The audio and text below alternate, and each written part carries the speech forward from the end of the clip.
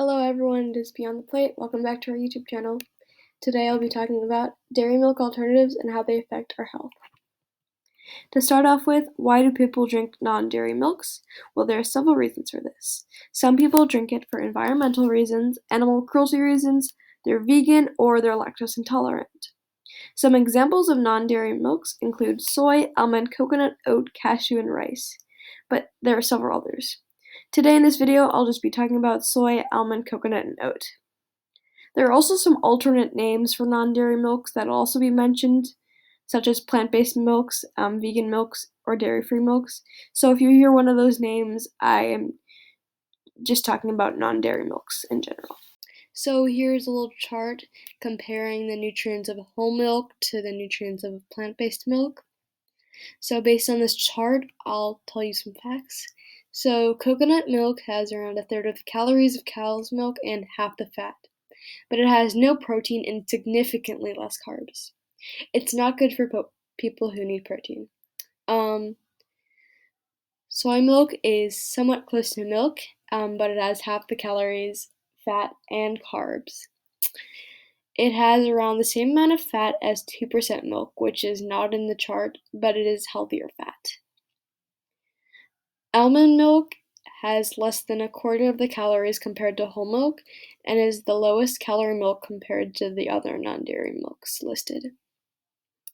Oat milk has a similar number of calories compared to cow's milk, but about double the amount of carbs and half the amount of protein and fat.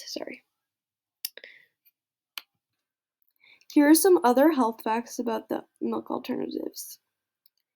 So coconut milk's calories, actually 90% of them come from saturated fats, including a type of fat known as medium-chain triglycerides, or MCTs. These can help reduce appetite, assist with weight loss, and improve blood cholesterol levels. Soy milk can actually be controversial because soy has large amounts of something called isoflavones, which can affect estrogen receptors, but there technically is no conclusive evidence that moderate amounts of soy will harm healthy adults in any way. So drinking in moderation will most likely do no harm. Almonds are actually a natural source of vitamin E and several antioxidants, but since almond milk is mostly water, beneficial nutrients in almonds are in a much lower concentration. So when looking for an almond milk, you should choose an almond milk with a higher content of almonds, such as 7 to 15%, to make the most of the health benefits of almonds. Oat milk is actually really high in fiber and has something called beta-glucan, which binds to cholesterol and reduces its absorption in the body, which lowers heart disease and high cholesterol. One study in men with high cholesterol actually found that when they started drinking oat milk, their cholesterol went down, which I thought was pretty interesting. What nutrients are you missing from cow's milk, and how can you get in other forms? Well, cow's milk has many important nutrients, but I'll just be focusing on two, calcium and vitamin D, which both play a major role in bone health. Usually cow's milk is a big source for calcium since it has a higher concentration of it compared to other foods. If you're not ingesting enough calcium, you risk hypocalcemia, which leads to dental changes, cataracts, alterations of the brain, and osteoporosis, which causes the bones to become brittle. To avoid this while drinking plant-based milks, you should be eating calcium-rich foods such as tofu or leafy greens.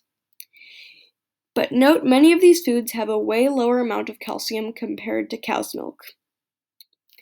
Also, many plant-based milks fortify calcium to their milk, which means they're adding calcium.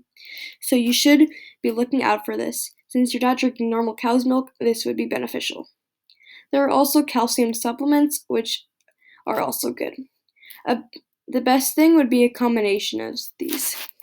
Also, vitamin D is pretty important. Vitamin D also plays a major role in bone health and helps prevent osteoporosis. It also plays a vital role in cardiovascular health and helps with other bodily processes. Vitamin D is made when sun hits our skin, but we also need some in food form. So usually cow's milk is fortified with vitamin D, meaning they add it artificially. So when we make a switch to plant-based alternatives, you should try to eat more foods with vitamin D, such as fatty tuna, or get plant-based milks fortified with vitamin D. So which milk is best? It solely depends on what you want/need. You should take into consideration taste and your dietary needs.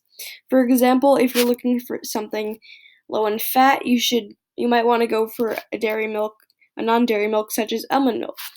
You should also be looking at the nutrition labels to check um, how much calcium or iron or vitamin D or protein a certain milk has. Also, you should be looking for added sugars in these milks because some of these non-dairy milks are sweetened, and if you're drinking that every day, that could harm your health in long term. Here are my resources. Thank you for watching. This is Marlene from Beyond the Plate. Bye!